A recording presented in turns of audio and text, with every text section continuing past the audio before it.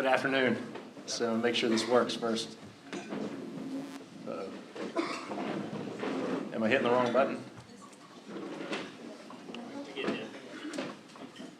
All right, while they work on that.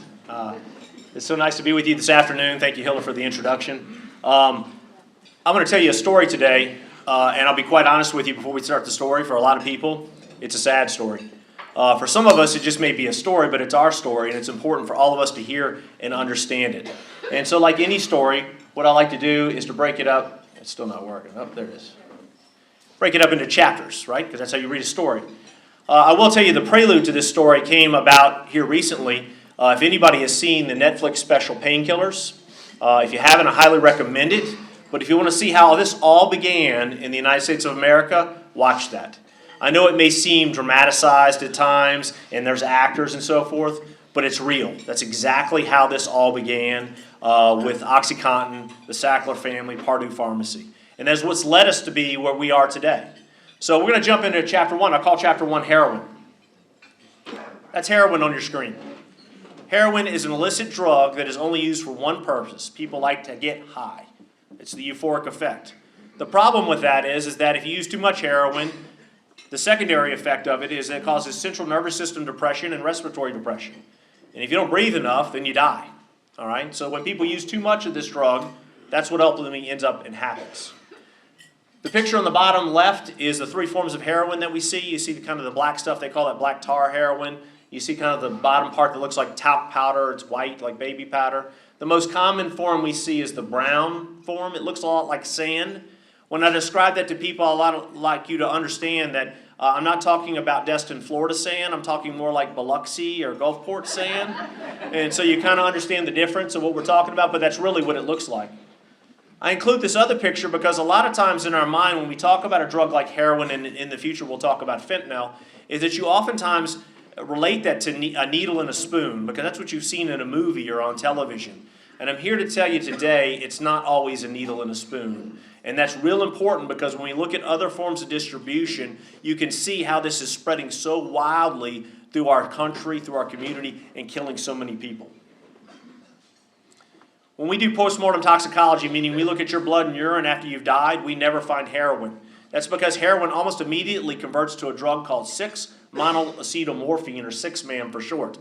If we find 6-MAM, that means you did heroin. So that's what we're looking for.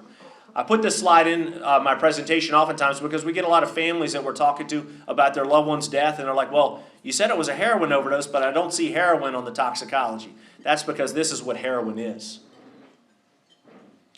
Two important pharmacological concepts that we have to talk, and it's going to kind of get a little scientific here, but it's very important. The first one is called potency.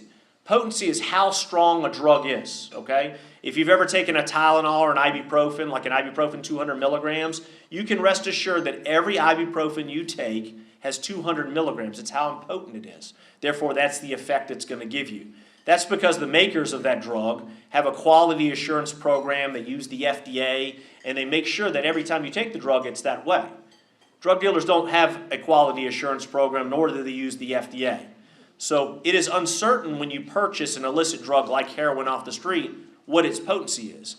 Its potency may be very low, it may be very high, and you as the end user, if you're addicted to it, can find yourself in a very precarious situation because if you get something that's very, very potent, something more than your body can handle, well then those side effects we talked about, central nervous system depression, respiratory depression, and death take place.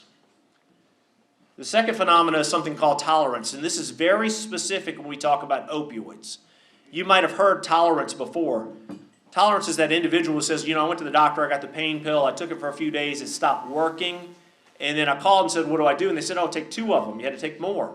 And they took 2 for a few days, and then it stopped working, and the doctor said, oh, here's a new one, here's a more powerful one, and it just keeps getting ratcheted up more and more. That's because the unique phenomenon that occurs in our body when we take opioids is we develop a tolerance to the drug. Now convert that from the prescription drug to the illicit drug, and you can see the individual on the street, after they've gotten their high, their euphoria from one drug, what do? They take more and more of it. And what happens in that scenario? Central nervous system depression, respiratory depression, and death. And again, find themselves in a precarious situation. This is what the opiate epidemic looks like for the last decade in East Baton Rouge Parish. You can see in 2012 we started off very small, just a few deaths that year. Then it grew more and more and more. And for the last 3 years, and I'm here to tell you today, we're almost at 242 to date. We're ending up in this range of about 300 deaths per year. We classify these not only as overdoses, but the manner of death is something called an accident, okay? Unless we have indications that it was done on purpose, which is very rare. The reason I point that out is I have 242 accidental overdoses this year, and out of all the other accidents that you can think of, motor vehicle crash, drowning, falling off of a building, only 99. So these overdoses are accounting for 3 times as many deaths as all other classifications of overdose. So I look at this chart, and I can tell you, and you heard about my history, when I was back in my days when I worked in law enforcement, we never saw heroin on the streets of Baton Rouge. And then all of a sudden, here I am, your coroner in 2012, and what's happening? People are dying from heroin. So I had a lot of questions about that. As a scientist, as a physician, as your coroner, I wanted to say, well, why did that happen? Why all of a sudden did heroin show up? So back then I did an analysis, and I came up with these 4 major points of how heroin makes its way into our community. The first one was, in the early part of 2000, the Louisiana legislature, in an effort to reduce the number of people they had in prison, started doing some criminal justice reform. What they were talking about, when you go back and listen to the things they were saying, they were talking about having too many marijuana dealers in prison. But they made a fatal flaw in their discussions and the changes in legislation, was they used the word Schedule 1 instead of marijuana dealer. Included in Schedule 1 federally is not only marijuana, but it also includes drugs like LSD and heroin. So all of a sudden, when it was the case that if you got caught selling heroin in the state of Louisiana, you would go to jail for life, they changed the law. And they said, no, we're going to bring it all the way down to the bottom. It's going to be 5 years. And 5 years is 18 to 20 months with good behavior. So all of a sudden, we changed Louisiana from a state where heroin was a pretty significant sentence if you got caught selling it, to not so much so. Essentially creating a phenomena where we welcomed heroin dealers into the state. Come here, sell your drugs. If you get caught, you're not going to get in much trouble. But that's not all. In 2010, the Louisiana Board of Pharmacy, along with the DEA, recognized that we had a problem with something called doctor shopping, or drug diversion. That's when people go to the doctor and they get a prescription for opioids, and then they go to the doctor down the street and get another one and another one and another one. And they take those and they use them, or they sell them. And so all of a sudden out on the street is these tons and tons of these opioid prescription pills that are being illegally sold to people that have addictions to opioids. And they said, how do we combat that? And they invented this thing called the Prescription Monitoring Program. What that allowed was a practitioner like myself, the ability that if you came and saw me in the emergency department, I could look you up in this database. And I could see that you've been to 5 doctors in the last 3 days. And each one of those doctors gave you a prescription for 30 pills. And then we would have a different conversation when I went back to talk to you, which was, you're not getting a prescription from me. And in doing so, slowly what happened over time is all those prescription narcotics that were being diverted on the street got less and less and less. And what that did to the price of those drugs is they went up and up and up. And what was waiting in the sidelines to take its place? The heroin that we just had invited to Louisiana. All right. The second 2 points involve the pain scale and the patient satisfaction surveys. These are, I'm not going to go into too much detail because these are outlined very well in the Netflix documentary, where they ask you these questions like, hey, we have this vital sign. A vital sign is very important, right? That's like your pulse and your blood pressure and your temperature and your respiratory rate. But we're going to add a 5th one that's so important. That's your pain scale. By the way, your pain scale is a subjective vital sign. Everybody's pain scale is different. Your 4 is different than my 4. But these doctors were put in a position to respond to that. If you came in and said you had a 6, then I was supposed to give you the OxyContin 40s. But if you said you had an 8, that meant you get the OxyContin 80s, right? And so all of a sudden we're using a subjective finding to dish out drugs, almost like legal drug dealing, I guess, in one sense. And so you wrap all this stuff together, and this creates what we call the perfect storm. The perfect storm for the beginning of the opiate epidemic, not only in East Baton Rouge Parish, but this is what they saw all across the country. These phenomena coming together, and all of a sudden, people that are having issues with opioid addiction are now in the midst of dying as a result of these overdoses. A couple of things I want to make important to note. Heroin dealers are rarely heroin users. And so that is not true of all drug addicts. Some people might use marijuana, sell marijuana. Some people might use cocaine, sell cocaine. But when it comes to opioids, the power of that addiction is so strong that people don't want to give their drugs away. They want to use them for themselves. They want to use them for their addiction. All right? I'll give you this example. Who here likes glazed donuts? Anybody? Okay, put your hands in. How about who likes warm, Krispy Kreme glazed donuts? Right there, everybody's hands go up, right? That may be my most favorite food in the entire planet. Therefore, I cannot own a donut shop, okay? Because if you came to see me on a Sunday morning after church and said, hey, Dr. Clark, I'd like a dozen glazed, I would say I ate them all, right? And I know that sounds funny, but that's the same phenomena we're talking about here with these individuals. The second thing I want you to remember is that the people that are suffering from addiction disorders, they have two types of problems. One is a physical problem. Their body needs and craves the drug. But the other problem is a psychological problem. Something in their head neurochemically makes them addicted to it where other people may not. I'll give you this example. We've all heard about people that said, I got that pain pill from my doctor. I went home and I took it. And I didn't like the way it made me feel. I was nauseated. It just made me sleepy. So what I did is I threw the rest of the prescription away. That is a person that's not very likely to get addicted to opioids. Contrary to that, you have individuals that come home with that prescription and they love it, all right? And that's an individual that can become addicted. Something neurochemically in their head will take them through this pattern of addiction. So let's talk about the bad guy in Louisiana. I've been giving this speech now almost a decade, a little over a decade. This slide has been in there from the beginning. I like to read it to you. It says, the bad guy's in the business to make money. They sell a product that's in high demand. They have a customer base that will do anything to get the product. And they're looking for an environment with a high return on investment and minimal laws that make business risk averse. And of course, they have questionable ethics. And I would always say in my speeches, I'd say, you could take this slide at the LSU School of Business and insert it into the Economics 101 class. And 2 weeks ago, I was at the LSU School of Business giving this speech, and I got to actually say it to the Economics 101 class. And they all agreed, so I guess my theory was correct. The point is, these are drug dealers we're talking about, but they're in the business to make money. That's the only thing they care about, making money. They don't care whether you live or die. They don't care what hardships it befalls you or your family or your loved ones. They want to make money. And if you die, they'll just find somebody else to sell the drugs to. They're that cold-hearted. The folks in Louisiana, they used to sell cocaine and crack. Guess what they're selling now? Now they're selling fentanyl. Before they were selling heroin. They really weren't sure on their business model, so they ended up having a lot of issues with varying potency. The scientists are getting a little bit better with that now, but it's still not regulated like the other drugs that we see that are over the counter and whatnot. But they got real creative in their forms of distribution. Because if we go back to that picture at the very beginning of the presentation, you think needle and spoon. Man, I don't know if I can inject myself with a needle. That's a big step. What if I told you you could take heroin and or fentanyl and you can snort it? What if I said you could take heroin and or fentanyl and you could smoke it?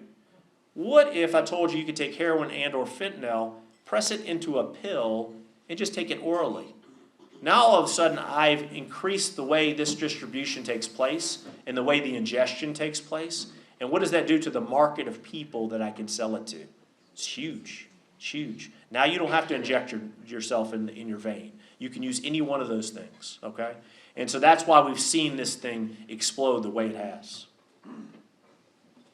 The good guy, don't forget about the patient, okay? I like to call them good guys and bad guys because I think there's a very definitive delineation between the two. The good guy in our scenario is the patient. When we talk to these people, we get to talk to their families. We find almost every case, their addiction began with a legal prescription from a clinician, healthcare provider, okay? They fell in love with, they had a back injury, they had a knee injury, they had an elbow injury or whatever, and they fell in love with that drug, okay? And then they were off to the races. And when they couldn't get it legally anymore from their practitioner, they converted to using illicit drugs. So you have to remember that they have this psychological component and this physical component. So what are the solutions? It's not easy. If it was easy, we would have solved this years ago. It's very complicated. I like to divide the solutions into three parts. One, I'll tell you we've already done, which is if we know that all these addictions begin with healthcare providers, why don't we go talk to the healthcare providers? And we did. In the early part of 2013, 14, 15, we put laws in place in Louisiana that were dealing with responsible prescribing. No longer would you have your shoulder scoped for an orthopedic procedure and go home with a bucket, a 5-gallon bucket of opioids. You would go home with a prescription that was reasonable to treat the pain that you might have. A few pills here, a few pills there. By doing so, what did we do? We potentially prevented people from becoming addicted in the scenarios that we were seeing on the street. And so we instituted that, and it has worked really well, okay? We also instituted the fact that if you're going to prescribe an opiate, you're mandated to check the prescription monitoring program. It's not just a suggestion anymore. You have to do it. Why do you have to do it? Because you're looking for diversion, okay? The other two parts of this solution are a little complicated, and this is why I call it the good guy and the bad guy, because you got to deal with the bad guy and you got to deal with the good guy. How do you deal with the bad guy? Well, you make laws that are really strict and stringent on sentencing. This drug that they're selling is killing people. That is no different than if they shoot them or they stab them or they strangle them, they die at the end of it. And so because of that, we were successful this year in passing some legislation dealing specifically with the sentencing surrounding fentanyl. And that number has come up. So people that sell fentanyl, if they get caught, they get in a lot of trouble. Okay? And that's how you manage the bad guy. Some of managing the bad guy may feel a little bit out of our realm, and that's because the majority of these drugs are coming across our southern border, and really the only way to stop that is to close the southern border for that purpose. But that's a little bit out of the realm of me or even Hill or any of us in this room to do. That's something that has to happen at a federal level. But we'll still ask them to do it because it's the right thing to save lives.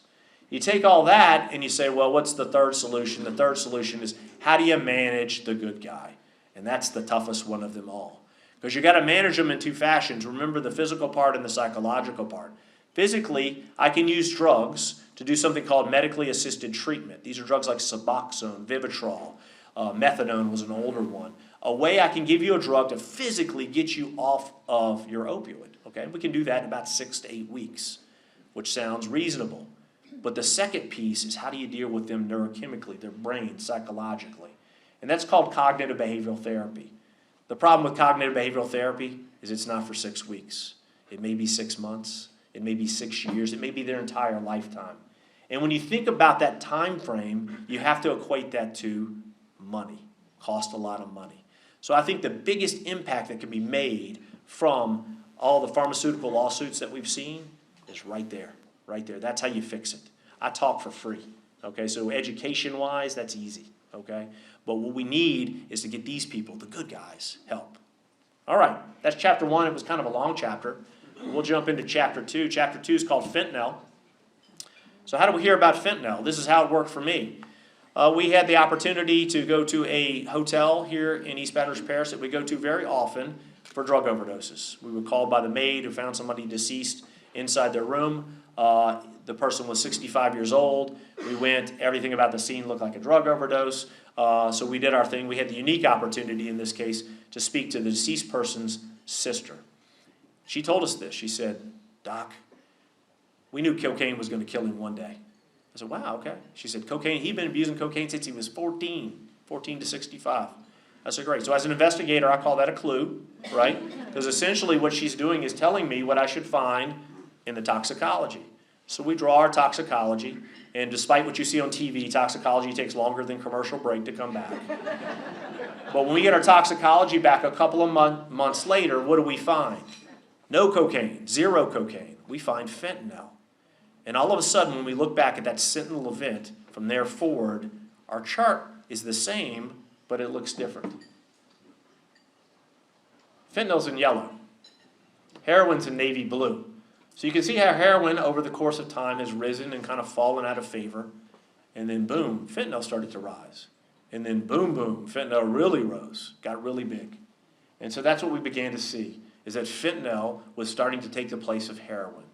And you ask yourself, why would that happen? Why would they take the place of heroin? Well, heroin requires Mother Nature to create, right? I need soil, I need moisture, I need sunlight, okay? Right? I don't need Mother Nature to create fentanyl. I can make it in a laboratory, right?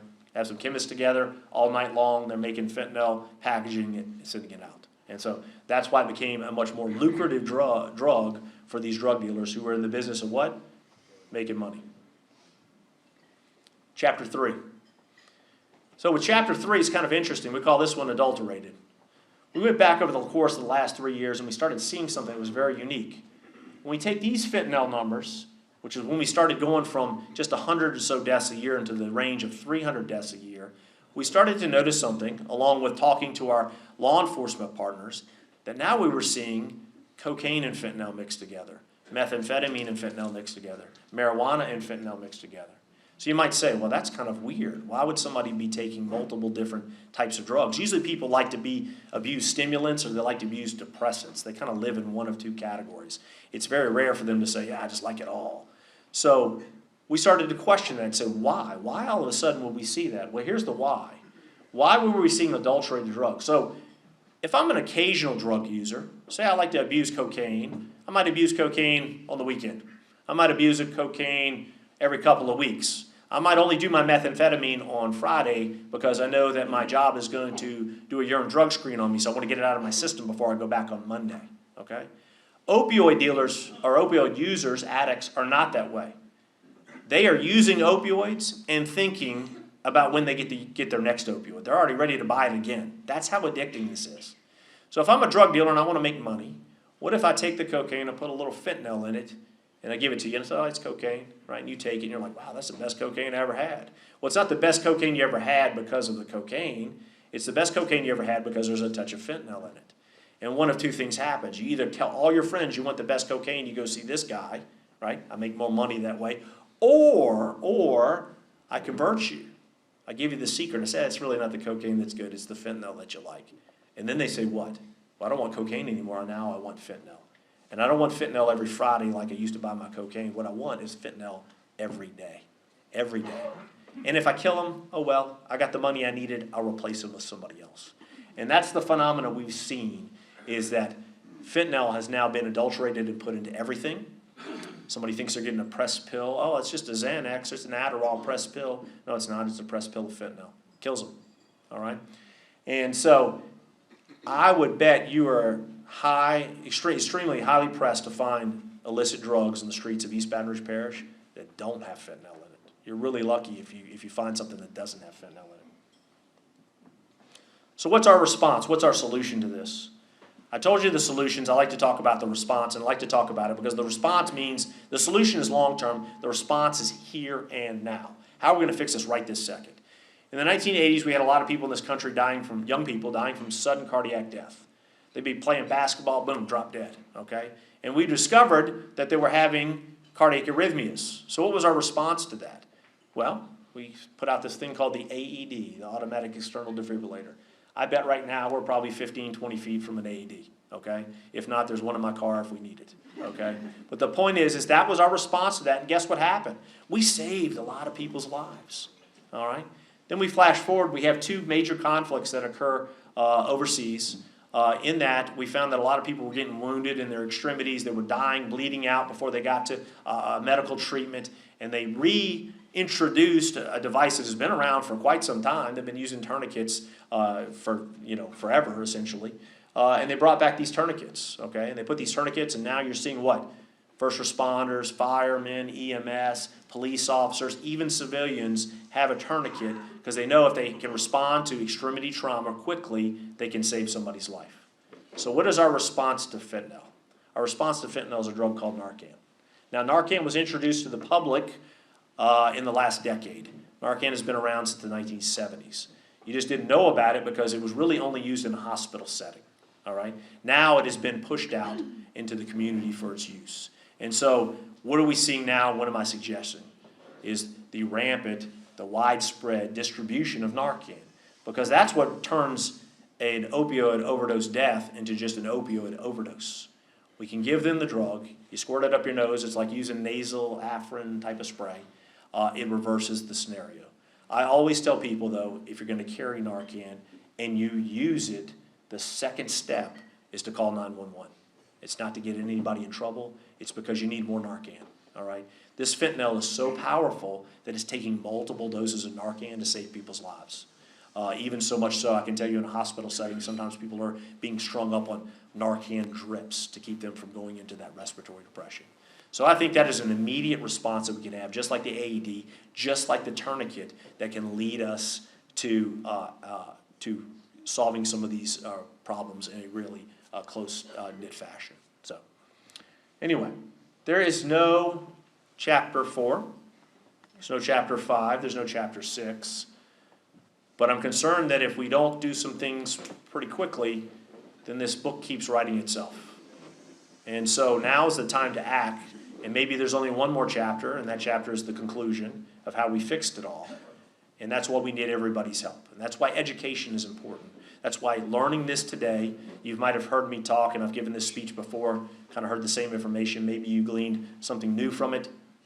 But it's all important to share with other people. Go home and talk to people and say, hey, you know, college student, high school student, or anybody, soccer mom, doesn't matter.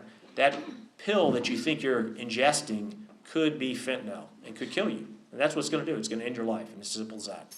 So that's the message. I would hope everybody here can help me write chapter 4, which is the conclusion of chapter 4. But I will welcome any questions. The one last thing I did want to mention is that I worked with Blue Cross Blue Shield on an effort.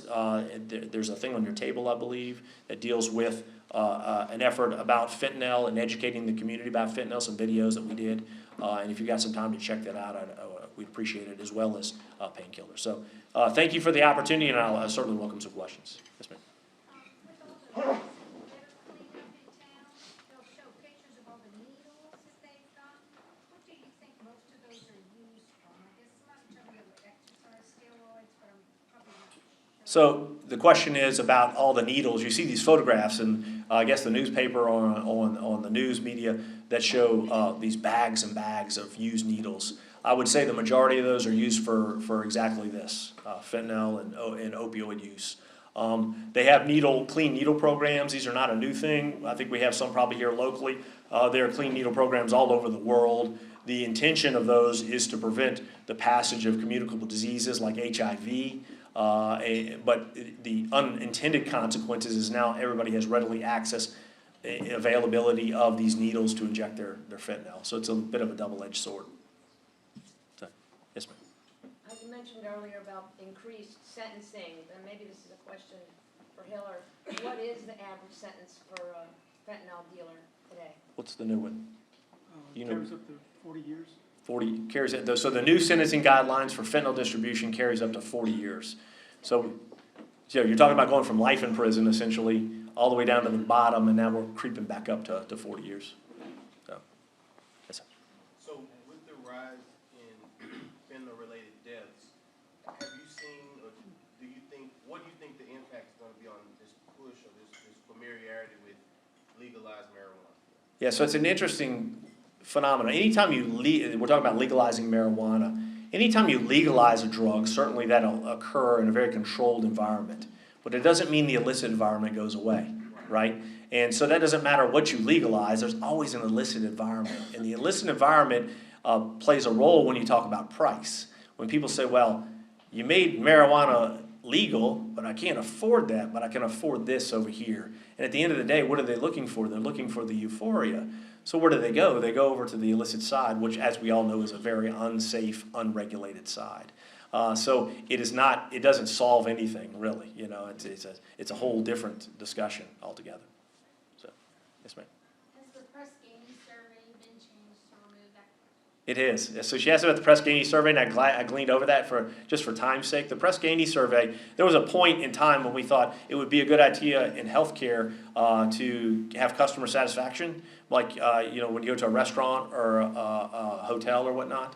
And so they would include in questions on there, did the healthcare team ask you about your pain, and did they treat your pain appropriately? Those seem like very benign questions.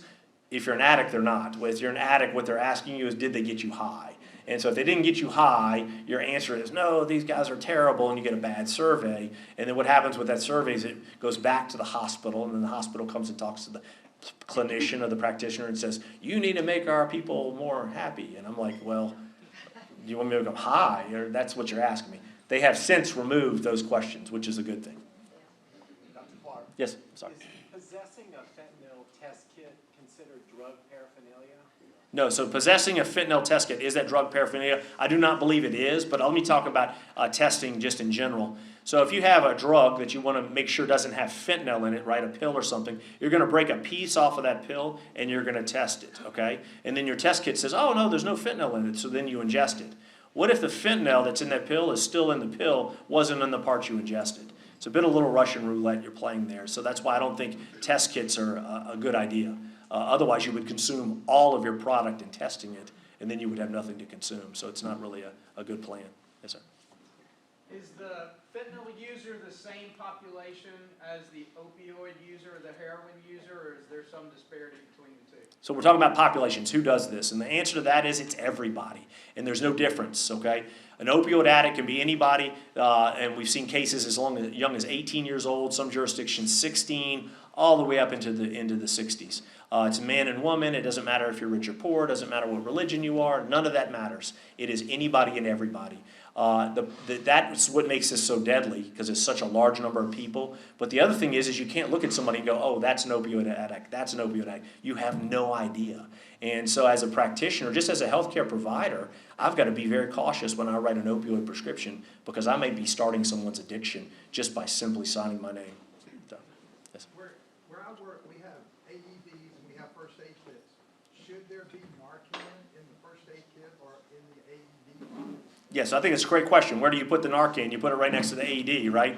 If somebody's having a crisis, you have a team in your operation that goes and grabs all the gear, they should be grabbing Narcan too.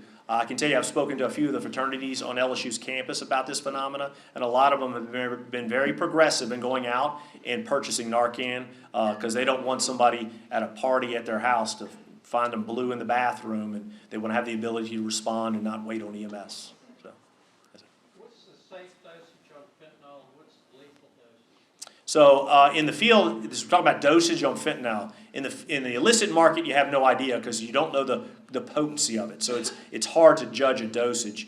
There is medicinal fentanyl. Remember, when you're receiving that, you've got an IV in place. You're hooked to a cardiac monitor. There's people that can resuscitate you if something happens, and there's a plethora of Narcan. So they're really two different things. And so there's not a safe way to dose any illicit drug because of that phenomenon. So I think I got time for one more, right? Yeah. Yes, sir. When you talked about the needles, you said that was usually fentanyl related, Correct. but you talked about pressing the pills. Why would I shoot myself with the needle if I could buy a pill? Or It's whatever choice. The point of that is why would you choose injection over orally taking the pill? The choice is yours as the user. It's whatever you like, and you may get to the point where that's what works for you, so that's what you use. So that's an individual addict's decision at that point. So, all right, thank you very much.